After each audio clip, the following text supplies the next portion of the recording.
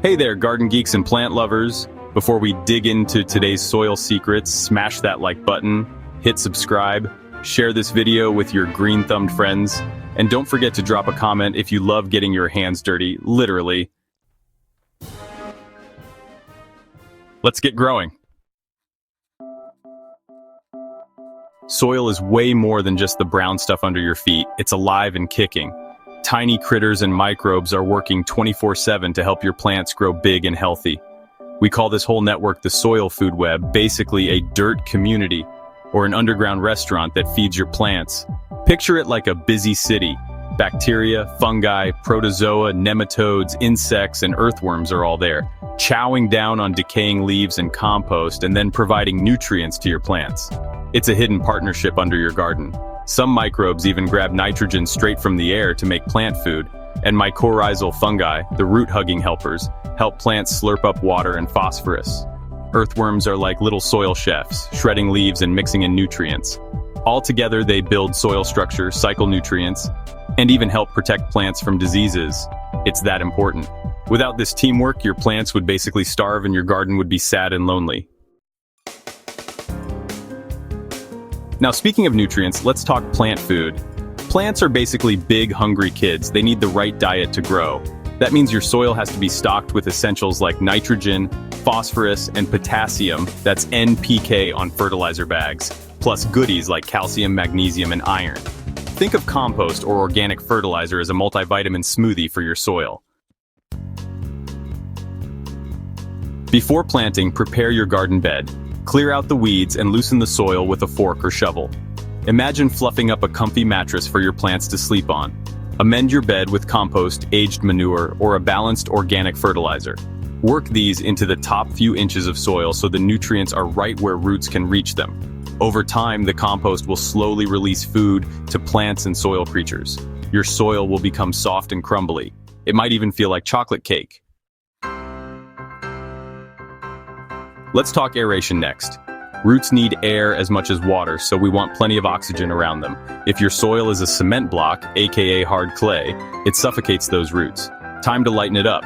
Add chunky, breathable amendments. For example, those little white bits you see in potting soil are called perlite, basically popped volcanic rock. Mix a cup or two of perlite or pumice into your garden soil and you'll create lots of tiny air pockets. Coarse sand or fine gravel works too. Even compost and leaf mold help since they crumble into loose crumbs that let air flow. The goal is soil that's more sponge-like than brick-like. Now let's chat about water retention. Water is life for plants, but it's useless if it just drains through the soil like a sieve. You want soil that holds onto moisture like a sponge. Sandy or gravelly soils tend to let water rush out, so they need a little help. Organic materials are key. Mixing compost, peat moss or coconut coir into soil helps it soak up and hold water. These additives act like mini sponges.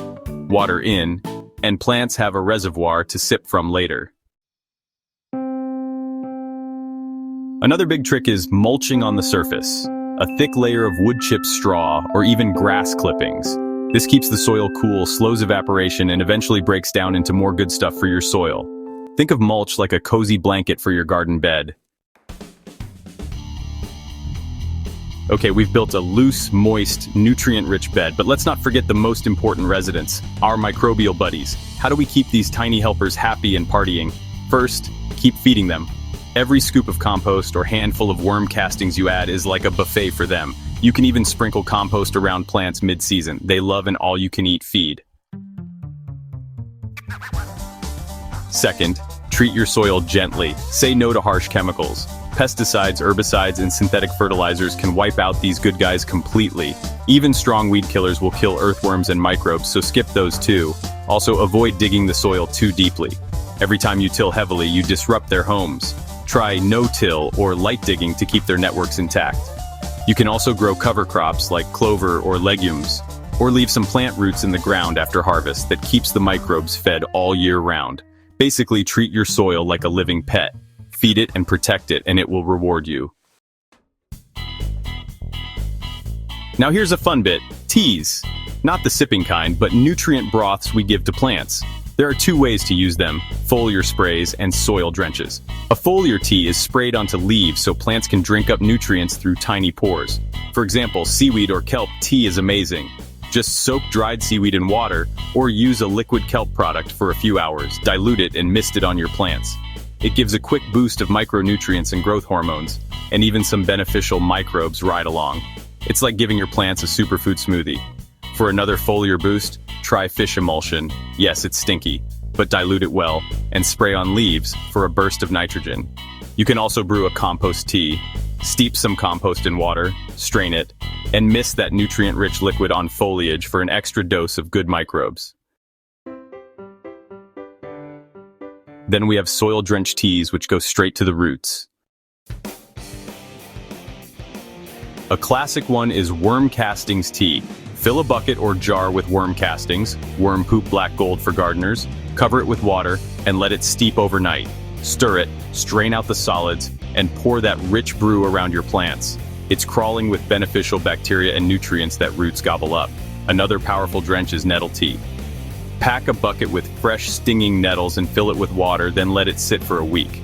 Strain out the nettles and use that liquid as a fertilizer. Warning, it will smell pretty fierce. You can also pour compost tea at the base of plants. Just water in that same strained compost brew. Each of these drenches is like delivering a fresh meal to the root zone, boosting your soil's microbial life. All right, garden warriors, we've covered a lot of ground. We talked about the soil food web working hard below ground, adding the right nutrients and prepping our beds, fluffing the soil with aeration amendments like perlite and compost, and making the soil hold water like a sponge. We even brewed special teas to turbocharge the whole system. Remember, healthy plants start with healthy soil. It's like building a house. If the foundation is strong and well fed, everything else flourishes. Feed your soil compost and organic nutrients, give it plenty of air and water, and soon enough your plants will be leaping out of the ground. Trust me, once your soil is happy, your garden practically grows itself. Now it's your turn. What's your secret weapon for healthy soil? Have you ever brewed a weird compost tea or tried a wild amendment? Drop your tip or tea recipe in the comments below. I'd love to hear it. Let's compare notes and get our gardens growing together.